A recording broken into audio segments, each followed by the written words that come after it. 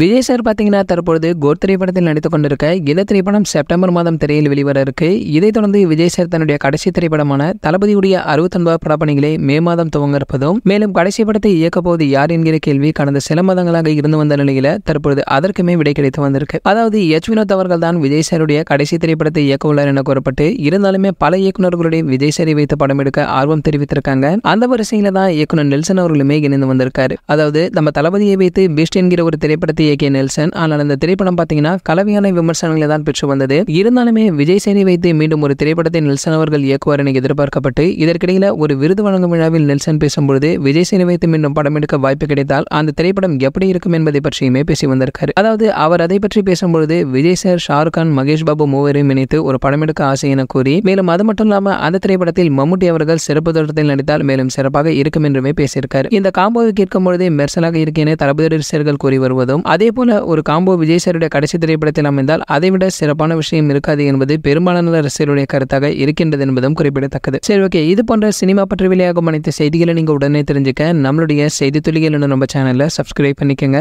பக்கத்தில் உள்ள பெல் ஐகானை கிளிக் பண்ணிட்டீங்கன்னா நீங்க நம்ம வீடியோவை மிஸ் பண்ணாம பார்க்கலாம்.